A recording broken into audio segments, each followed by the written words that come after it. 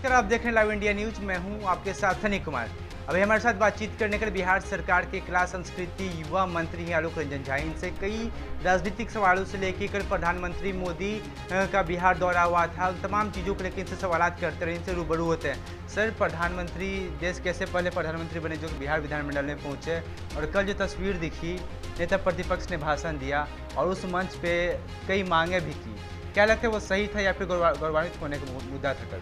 नहीं, देखिए, कल का जो कार्यक्रम था बिहार विधानसभा के शताब्दी भवन समारोह के समापन में माननीय प्रधानमंत्री जी, और ये भी हम सबों के लिए गर्व की बात है कि विधानसभा के परिसर में देश के पहले प्रधानमंत्री यशस्वी प्रधानमंत्री नरेंद्र मोदी जी बिहार आए थे।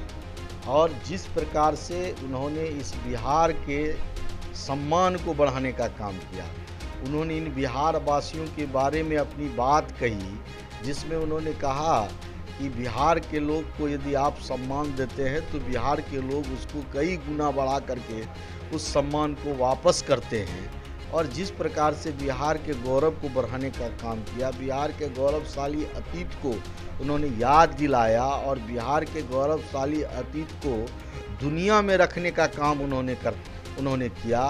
निश्चित रूप से हम बिहारवासी गौरवान्वित हैं। माननीय प्रधानमंत्री बिहार के प्रत्येक व्यक्ति के दिल में बसते हैं, और कल वो दिख रहा था कि बिहार के लोग कितने खुश थे माननीय प्रधानमंत्री जी के आने के बाद।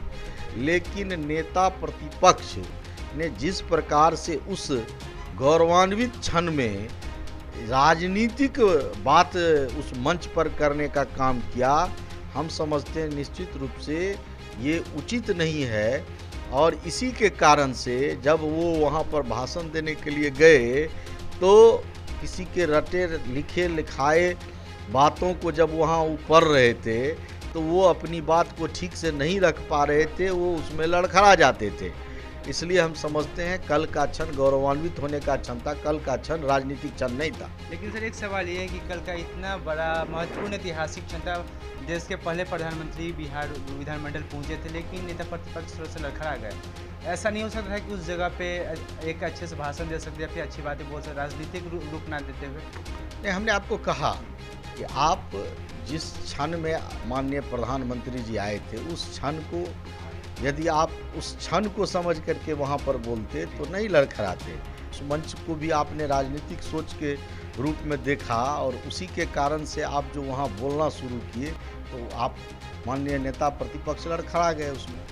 सर, एक लीक से हट के सवाल है, आप मिथिला क्षेत्र से आते हैं, सहरसा हो, मधुबनी, दरभंगा, तमाम ऐसे जिले जो मिथिलांचल में आता है, लेकिन वहाँ के क्रिकेट स्टेडियम की बात की जाए, मैदान की बात की जाए तो वो एक तालाब से बनी हुई। लेकिन राजगीर की बात की जाए जहाँ पे भव्य स्टेडियम बन रहा है, और भी कई इलाकों में, चाहे राजगीर में तो वन बन रहा है जहाँ पे सफारी कर सकते हैं, लेकिन मिथिला क्षेत्र में ऐसा कुछ देखने को नहीं मिल रहा है। तो आप बिहार सरकार में मंत्री हैं कला संस्कृति, तो इन तमाम चीज़ों को लेकर आपका क्या स्टैंड होगा सर? नहीं, देखिए, ऐसी बात नहीं है।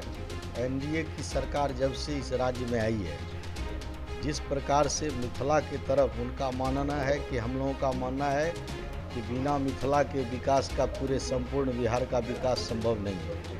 और हम तो देखते हैं कि माननीय प्रधानमंत्री स्वयं जब इस मिथिला को मानते हैं कि बिना मिथिला का पूरा देश का विकास नहीं हो सकता।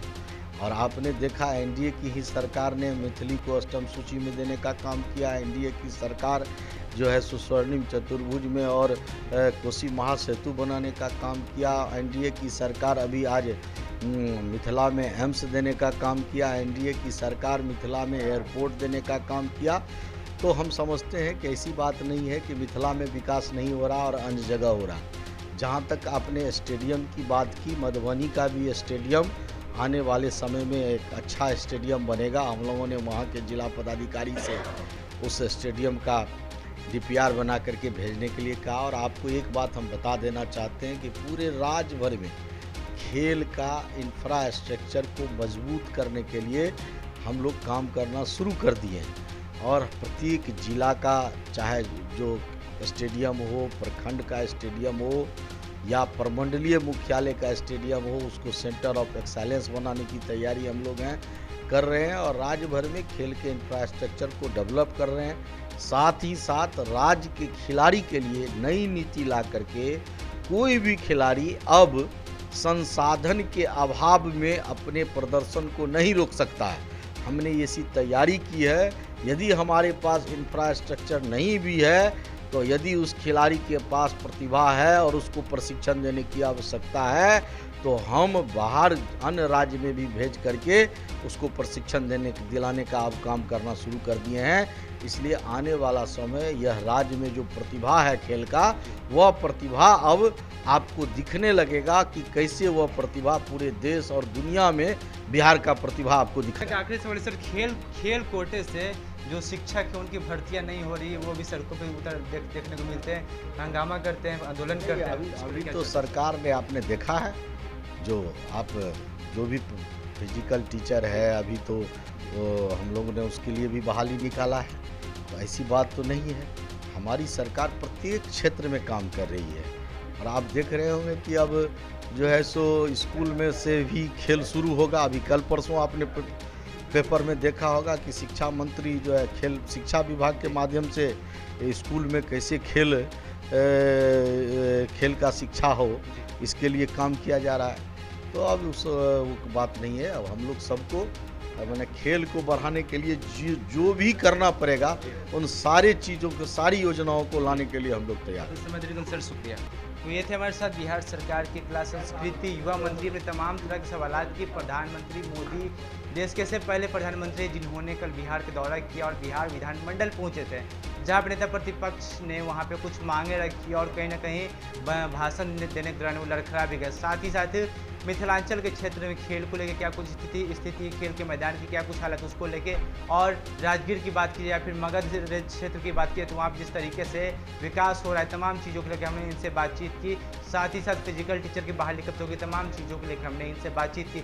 जाहिर तौर पे सरकार की ओर से जो कार्य किए जा रहे हैं उन्होंने उसका दावा किया, लेकिन देखने वाली बात होगी कि ज़मीनी स्तर पे कब तक ये चीज़ें देखने को मिलेगी, क्योंकि अब तक कुछ खास नतीजे देखने को नहीं मिल रहे हैं जैसा कि मंत्री जी का दावा है। तो अब ऐसी तमाम खबरों के लिए बने रहे हमारे साथ और देखते रहे लाइव इंडिया।